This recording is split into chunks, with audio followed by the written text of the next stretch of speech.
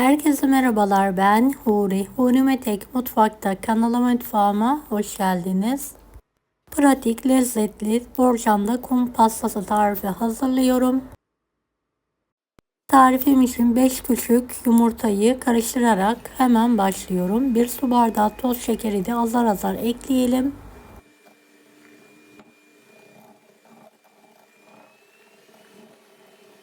Evet, şeker ve yumurtayı köpük köpük olana kadar karıştıralım.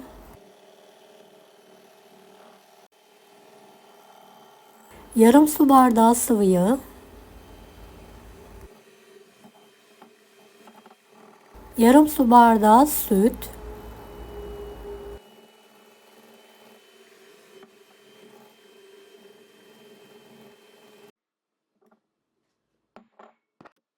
1,5 su bardağı unu eleyerek ekleyelim.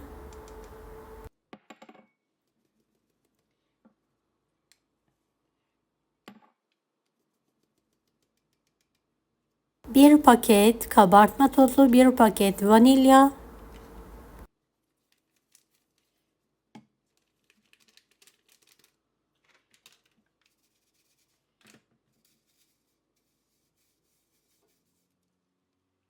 üç yemek kaşığı kakaoyu da ilave edelim.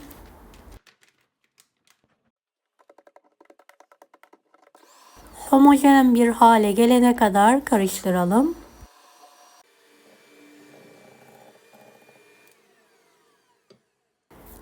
Evet, hazırladım.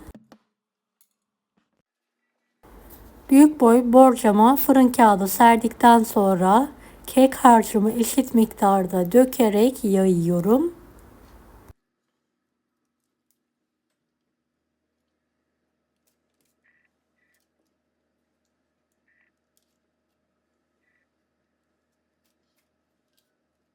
Emek verdiğim bu videoyu sevdiklerinizle paylaşarak bana destek olabilirsiniz.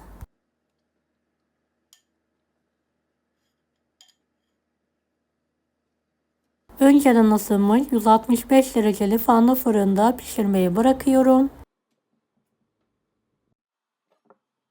Üzerinin sosu için 3 yemek kaşığı nişasta, 2 yemek kaşığı un,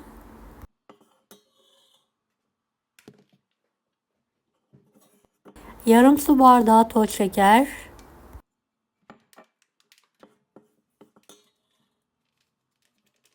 1 paket vanilya, 3 yemek kaşığı kakao,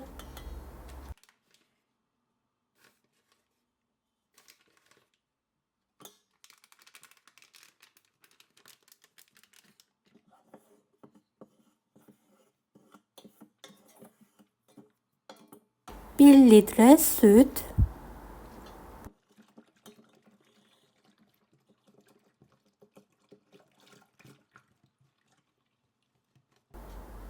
bir tane de yumurta sarısı, 50 gram bitter çikolata,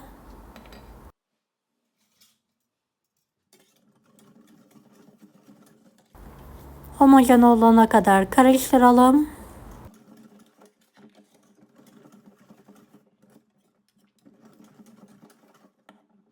Keki ıslamak için 1 yemek kaşığı toz şeker,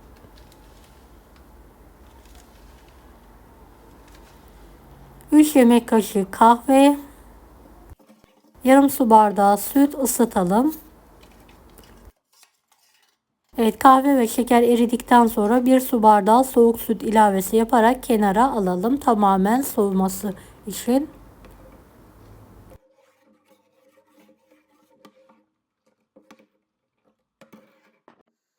Evet, üzerinin sosu için ocağa alıyorum. Koyu muhallebi kıvamına gelene kadar sürekli karıştırarak pişiriyorum.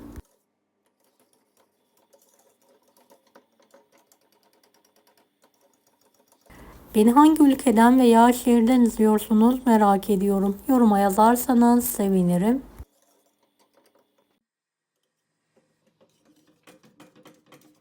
Evet, şu an tam istediğim kıvamında, altını kapatıyorum.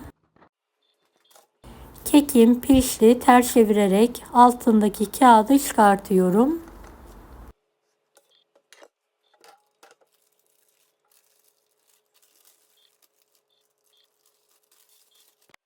Tekrardan borcamı alıyorum.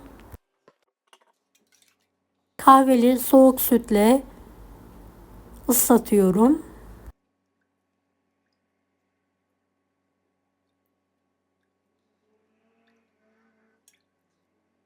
Şöyle biraz sütün çekmesi için de bekliyorum.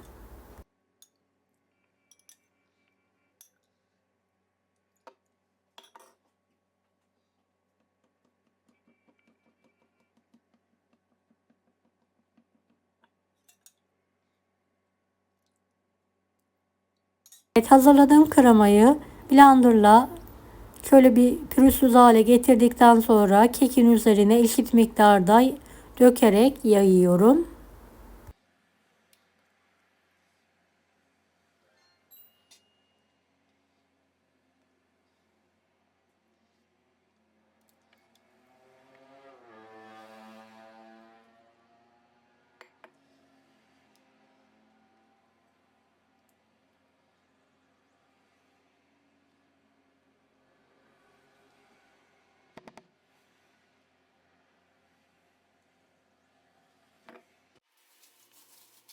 Şöyle 1 veya 1,5 paket kakaolu bisküviyi un haline getirdikten sonra üzerine döküyorum.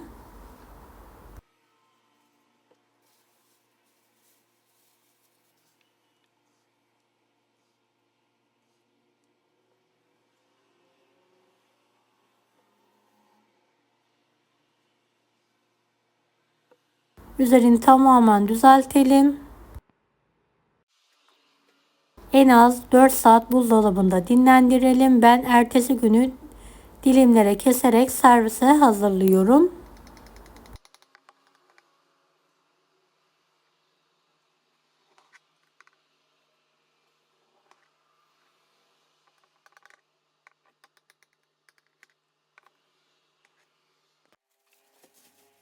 Her kareye Antep fıstığı serpelim.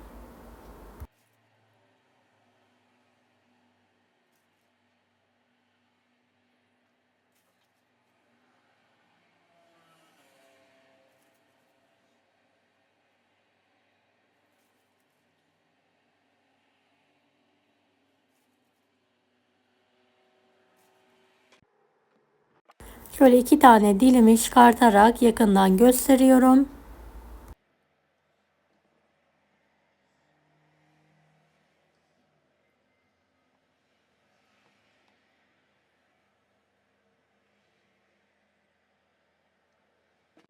Gerçekten çok lezzetli oldu. Her yiyen mutlaka tarifini soruyor. Deneyecek olan herkese şimdiden kolaylıklar dilerim. Allah'a emanet olun. Hoşça kalın. Daha farklı tarifler için bunları da izlemeyi unutmayınız. Kolay gelsin herkese.